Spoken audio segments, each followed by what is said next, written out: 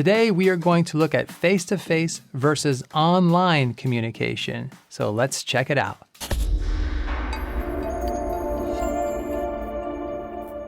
Hello there and welcome back. I'm Alex Lyon, and this channel is all about helping you develop as a leader.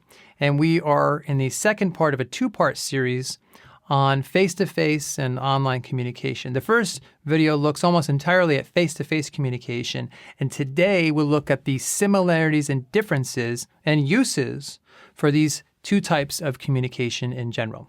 So what do we mean by face-to-face? Well, when we say face-to-face, we're mostly talking about one-on-one communication. In the business, we call this interpersonal communication. Essentially, the communication that happens in personal relationships and family relationships or in one-on-one work relationships. And really that takes up a huge part of our lives day to day. So I'll briefly recap why I believe face-to-face communication is the standard form against which all other types of communication are judged. So the bottom line is that it's the most complex. It's the most complete. We have all these variables to pay attention to at the same time. So I love it and it's the standard. At the same time, it doesn't mean face-to-face communication is always the superior choice. It's not always the best approach. That depends on what you are trying to accomplish. So let's compare the two and see what type might be best for you given your specific situation. And usually I emphasize things at work. So most of the examples are at work. So in the first video, we talked about how face-to-face communication lends itself profoundly to the co-creation of meaning between people. So communication does not simply transmit existing information from point A to point B, like through the telephone line. That's one of the very old models of communication. Communication creates our relationships in real time. This makes face-to-face interaction really good for complex tasks. And so here are three examples of complex tasks that face-to-face communication is best at. First, the co-creation of something. For example, songwriting or other artistic endeavors, essentially building new things together. So yes, you could send files back and forth and collaborate to write a song if you had to, I guess. But that would probably not work out very well over the long run. To really create something, you have to spend some foundational time face to face. I was just watching, for example, an interview with Paul McCartney from the Beatles, and he was talking about how he and John Lennon wrote songs together. And they would always meet face to face, share ideas, and collaborate. They weren't simply sending recordings back and forth. So in most cases, co-creating something is most effective when you're doing it face-to-face, at least in the initial stages of creation. Now, once you have a foundation established, you could send files back and forth later, perhaps. The second way that face-to-face communication is especially helpful is in connection, building relationships with each other. If you think about it, you can't have a complete relationship if you don't spend time face-to-face together, again, especially in the beginning of the relationship or the time when the relationship gets real. So face-to-face communication solidifies relationships. And if you do happen to begin a relationship online, like many of us do nowadays, the real turning point is when you finally meet face-to-face and interact. That in many ways seals or legitimizes the relationship. It makes it real. So in person, you begin to create shared experiences, shared history, and shared meaning. And this is all very difficult to do if the relationship remains 100% online. The third way where face-to-face communication really is super valuable is in collaborative problem solving. So building solutions through like brainstorming sessions. So I talked a bit about this in the first video in this series, but when you're face-to-face, you come up with ideas that you would have never thought of separately. So there's something almost magical about bouncing ideas back and forth in real time that creates something new. So I was having a conversation with my wife recently, and we were trying to figure out what kinds of family activities that we can do together. We're looking for fun for the whole family, which is really challenging to do if you've ever experienced it. And we were face-to-face, and we brainstormed possible fun things that we could all do. And we came up with some really great ideas. And there's just no way we would have come up with so many interesting ideas, so many possible solutions if we were just texting back and forth. It would have ran out of gas. It's just not going to happen in the same way.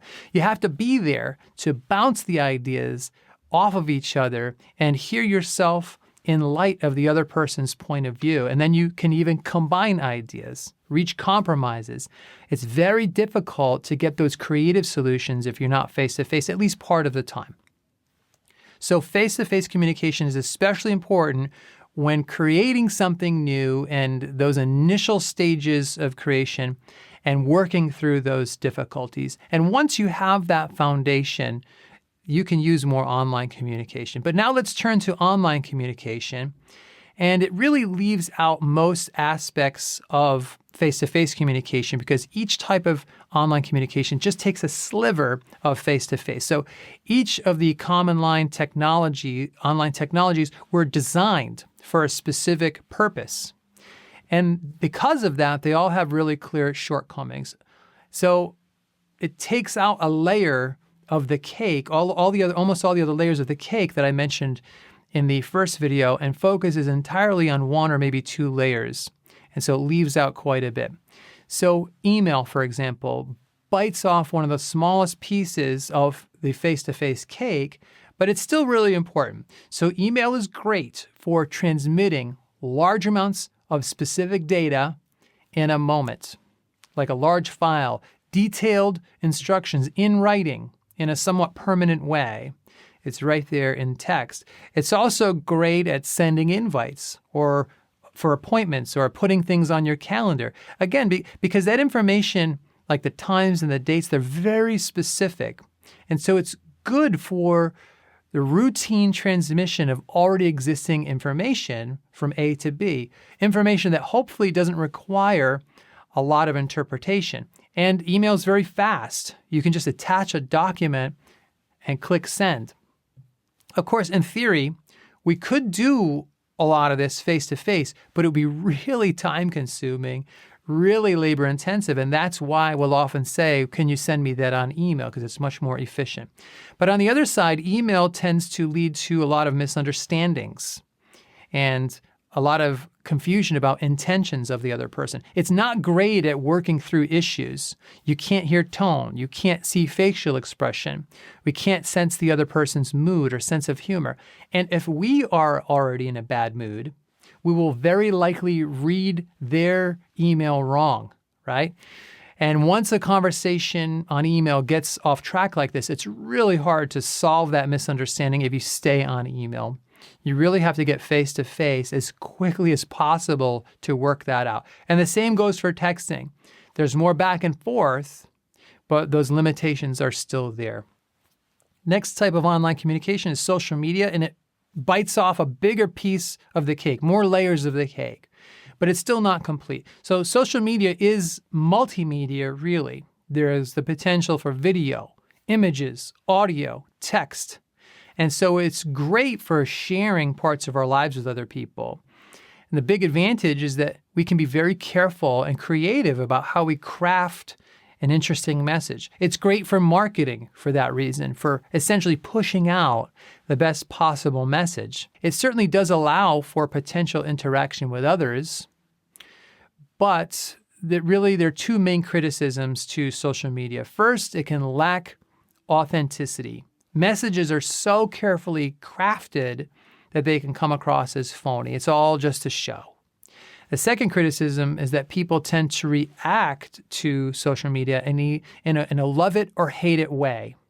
So it seems like everything gets sorted into strongly agree or strongly disagree reactions. There's no middle ground, very little compromise on social media.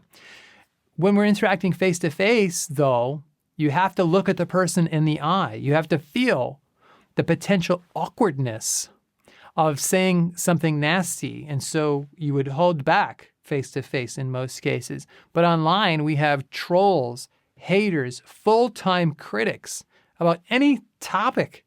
You could post a picture about your lawn, the grass in your yard, and somebody would say something about how there's a water shortage and you should be ashamed of yourself and the outrage that you have a green lawn.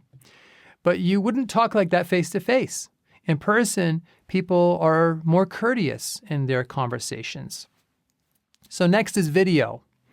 Video takes an even bigger bite of the cake, more layers, because it has visual, audio, and you can add text through subtitles. So video is great, for example, for general education purposes. You can even make it live, right? You can add chat to that. So there's some interaction. It can be much more dynamic than just a one-way video. And if you're talking live on video, you can adjust to the feedback that you're getting in the moment. Facebook Live is fun. YouTube Live is great. But with live video, you're still probably going to see those professional critics. Anytime I watch somebody live on YouTube, there's always at least one person acting crazy in the chat section. So you're still on these social media platforms that tend to split people into those extreme love it or hate it camps. And the people that are in the middle don't tend to comment. So I think the best of the online types of communication is really one-to-one live video. I love this. It's challenging, but using Zoom or Skype or FaceTime to do one-on-one live video, this comes the closest to face-to-face. It bites off most of the layers of the cake, but not all. So I had a one-to-one call on video about 6 months ago to kick off a new working relationship. It was an hour-long call, and we covered a lot of ground, but it was enough to begin a working relationship, to make a foundation. And after that, the emails and other online communication went really smoothly, and it all worked out because we had created that relationship first live on one-on-one video.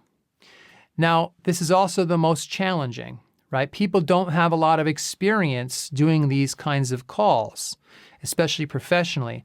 And I believe part of that intimidation comes from the fact that it gets closest to face-to-face communication.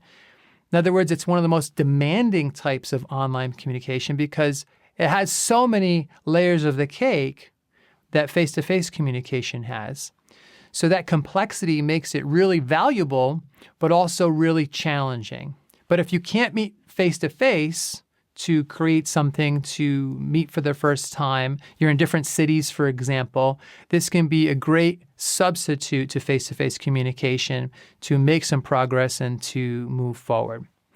So in all, I believe that face-to-face is the most complex and the most complete. It's still the standard form that all the other types of communication try to imitate, really.